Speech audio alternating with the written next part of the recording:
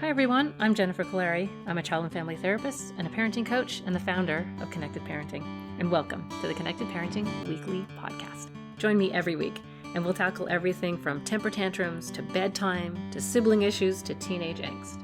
Parenting can be so wonderful, but it can be so hard. Parents often say to me, "Hey, can you just come live at my house?" This is the next best thing. Let's do this together.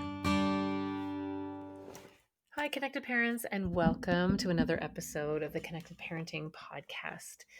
Today, I'm going to focus on neutrality, being neutral. So, if you're familiar with my work, you know that being neutral is really one of the cornerstones, one of the really important things to master in the Connected Parenting program, but it's probably the toughest.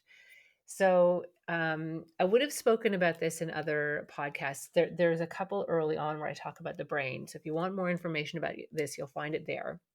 But essentially, here's what we have to understand. We're not actually parents. We're actually substitute frontal lobes. And the frontal lobe's job is to regulate, organize, prioritize, motivate, take perspective, inhibit behaviors. Its job is to kind of press down and see the big picture and inhibit other behaviors and sort of turn off the fight or flight survival program that's often running in the back of our brains. The midbrain's job is to freak out, is to save us, is to not worry about whether something's really dangerous or not. It's to err on the side of caution, assume that it is dangerous, put you into fight or flight, and literally take the frontal lobe offline. So here's what happens with kids. You are actually the substitute frontal lobe for them, which is why you have to motivate them all day long. Come on, guys, let's go. It's time for bed, time to get out of the bath, time to get in the bath, moving them through these transitions. You're regulating their behavior. You know what? Don't talk to me like that. And why would you say that to your sister? And that's not very nice. We're regulating behavior all day long. Helping them take perspective is a really big one. That's a very sophisticated part of the frontal lobe. It takes 25 years to grow a frontal lobe. So our job is to really help our kids see those things, the bigger picture, when their brain can't necessarily do that on its own. Hey, did you really think about how your friend might be feeling when you did that? Or they might be having some difficulties at home. So let's look at the behavior and context. So all of this is essentially parenting and making sure our kids are safe. So because we're that substitute, their job really is to push back the same way that the midbrain pushes back for us. So, time to go to bed. No, I don't want to. Not now. In a minute. The frontal lobe's job is to the midbrain's job is to push back.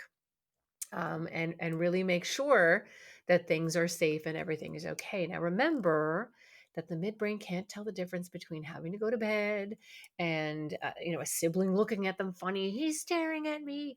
All of that stuff. If there is a physiological reaction, this is all psychoneurobiology.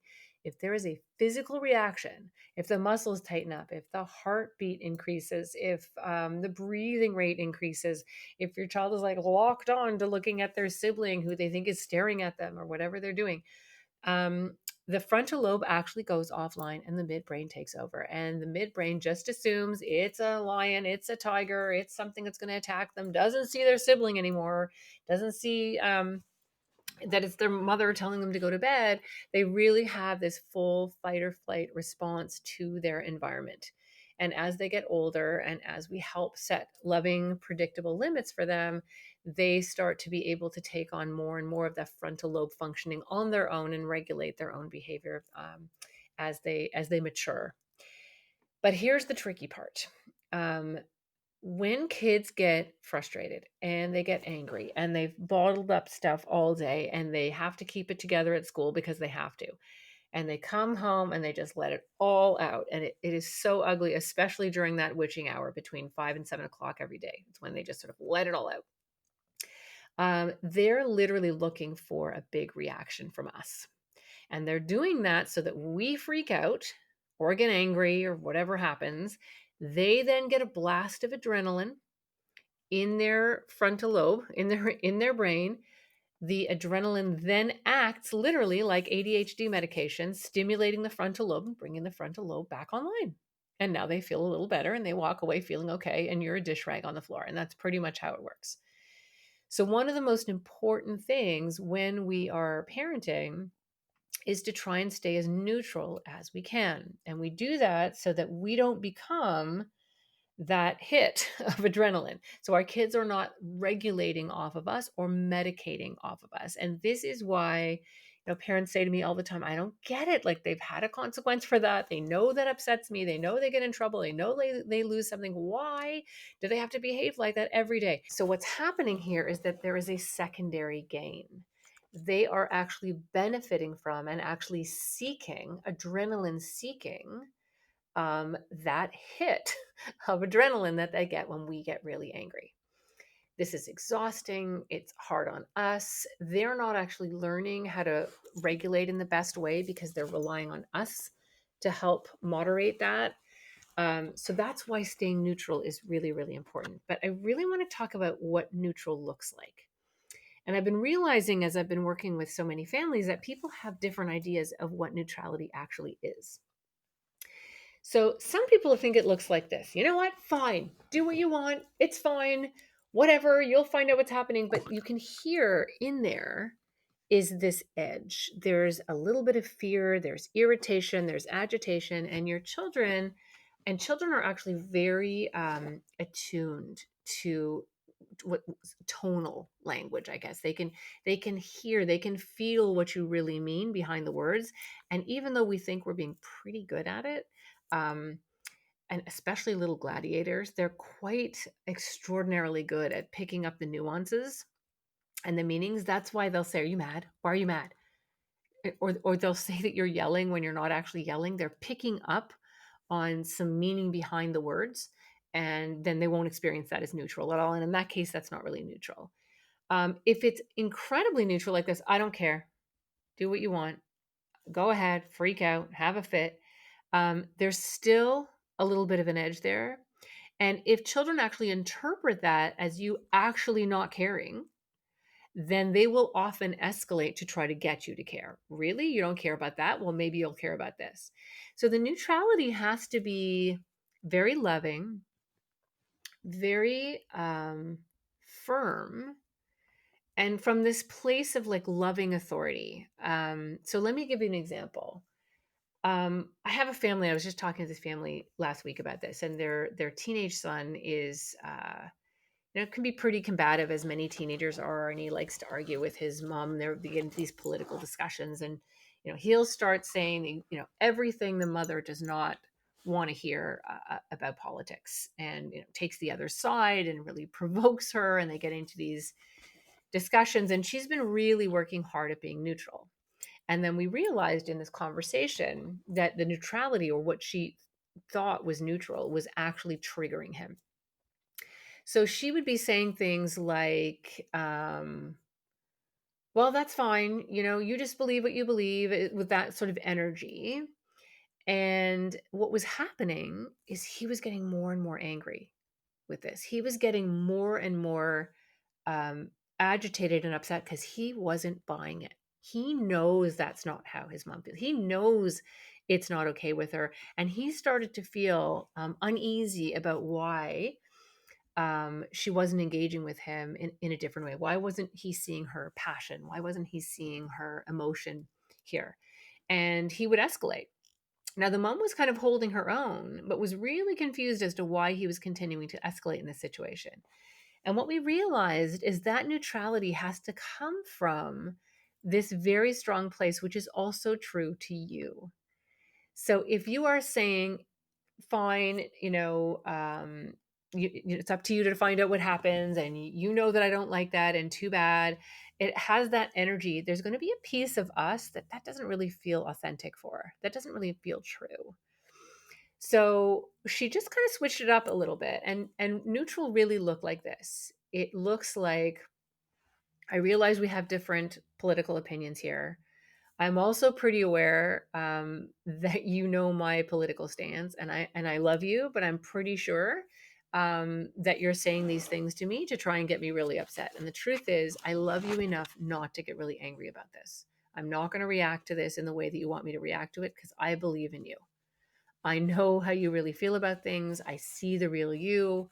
If there's other stuff we need to talk about that you need to talk about with me and pull out of me, that's fine, but I'm not going to go here with you.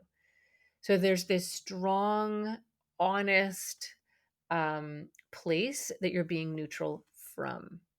So think of it as like just strong authority. So let's say you have a little child and they're freaking out about something, and you're using what I call the paradoxical approach, which I've talked about in other podcasts, where your child is screaming and yelling. You're not going to give in. They're not going to get the thing that they're hoping to get by screaming, and that you don't want to reinforce that behavior. You've done your mirroring. So go back to earlier podcasts if you want a reminder on what that is, the calm technique. You've used that already, and they're still not de escalating, which sometimes happens with kids.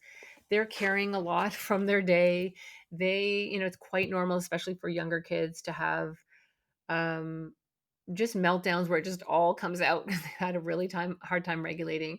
After that, you just make space for them and you say, sweetheart, you do what you have to do. Get it out, cry, make whatever noise you have to make, deal with whatever you're feeling. You are still not getting that thing.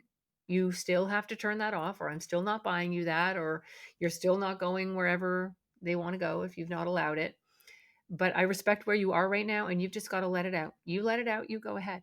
That's the kind of neutrality that I'm talking about. This sort of unruffled, uh, I don't know, position where you're sort of looking at it from above with this loving detachment. I don't know how else to say it. Just this beautiful, loving detachment.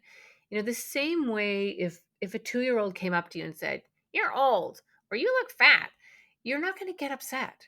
They're two, right? You're not going to get offended by that. You've found this place to be like, okay, well, that's the age they're at, or even laugh about it. And so you want to be able to have this perspective where from this higher place you're able to look at the behavior and know that even though it feels real in the moment, they are in a different place emotionally. They are working through some issues. The less personally you take it, uh, the better the whole thing goes. Being aware of your own triggers, and I know I've done another podcast on triggers. Just knowing what tends to trigger you from your own childhood or from your own issues or traumas that you may have had is really important. And learning in this loving, neutral way to walk away and just say, you know what, I'm not loving the way I'm feeling right now. I don't like the way my voice is sounding. I don't think this is a great way that I'm feeling right now. So I'm going to go. I'm going to take some space. I'm going to rethink how I'm feeling, and I'll come back to you. And that's also very good modeling for your kids, to show them that you can actually walk away, use some strategies. And that's when you drop your tongue in the bottom of your mouth, just relax your shoulders, breathe, go look at baby pictures of your kids, walk around your house and try to find everything that looks pleasant and pleasing. Look out the window, breathe, listen to music, do whatever you need to do to get yourself back in that alignment. And then you can go back downstairs and you can try it again. Now, the thing I want everyone to hear, which is really important, is you're going to blow it. I blow it all the time. You're going to lose it. Okay, we're human.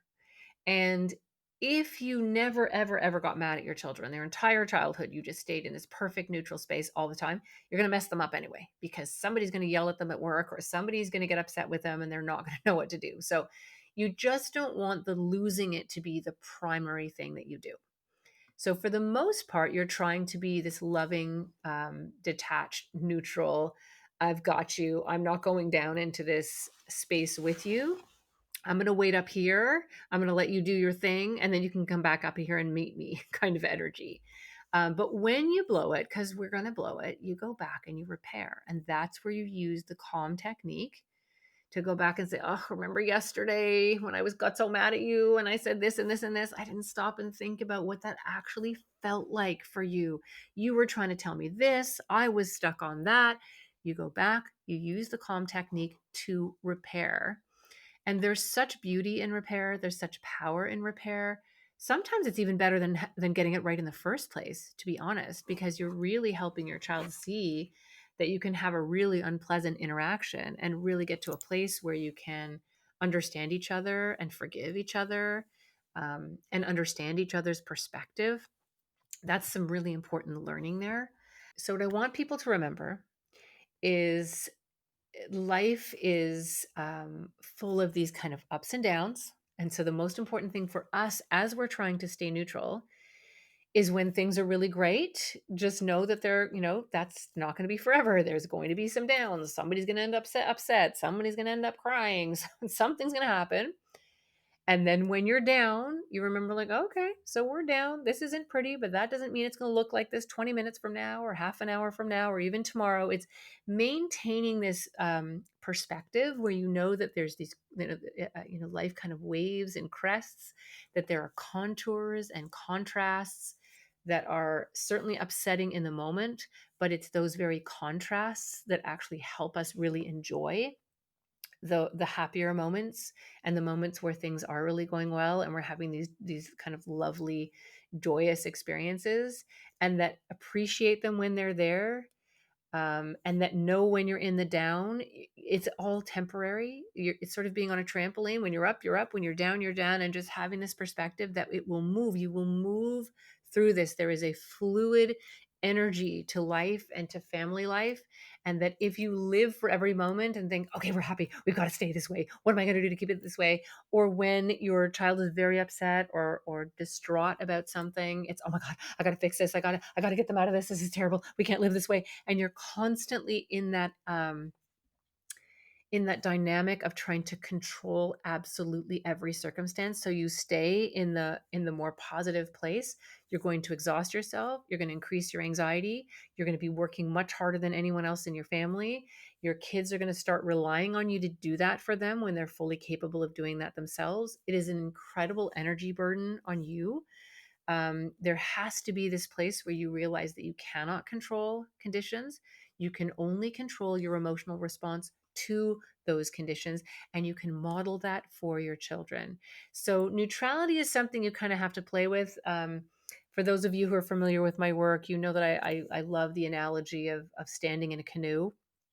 And life is a lot like standing in a canoe. You're going to wobble. And if you wobble too much and try to fix it, you're going to go in the water. And or you're going to end up wobbling the other way. It's just constantly trying to find this balance in the middle and being kind to yourselves, and knowing that every day you get to start over and try to be the best version of yourselves that day. And really look at this whole parenting thing as, um, childhood for our kids is where they practice being adults. And in order to practice, you have to practice everything: being upset, being angry, feeling lost, failure, mistakes, getting left out. All of those things are the richness of being human. It's part of being uh, it's part of being human and learning how to handle all of those contours. So when we take those on too much, it really gets in the way of us trusting in our work and our job as parents, trusting in our own children, in their own resilience and their own ability to bounce back. Remember that they gauge their response based on ours. So if we look completely panic stricken and they might not even have been that upset in the first place, they look at us and go, oh, okay, look at her or look at him. This is way worse than I thought. So that's why neutrality is really, really important. So think about neutrality, play around with it. One of the best things to do when you're trying to be neutral is when you are doing it from the kind of highest version of yourself, the wisest, most I don't know, your highest self, your best self, when you're making decisions from that place, when you're lined up with love. I call that true north, right? When you're lined up with love, you're going to make much better decisions. When you're lined up with fear or anger, um, you're going to end up making not the best decisions. And although those are the ones you can go back and repair. So that's kind of what I wanted to talk about with neutrality. I'll loop back to this in future podcasts because it really is one of the most important things to be able to do as a parent. You will certainly find that it is much easier to be neutral with one of your children versus the other. We almost always have one of our kids that triggers us more than others, and it's usually because we are either the most like them or they remind us of someone who's caused us some pain or some hurt in our past. So even just being aware of that, being able to observe that, to just know that about yourself and observe yourself doing that, can be really, really helpful. So there you go. So that is a really interesting and deep way to think about being neutral. And remember, it's like standing in a canoe. You're always, always keeping your balance. It's not a permanent state.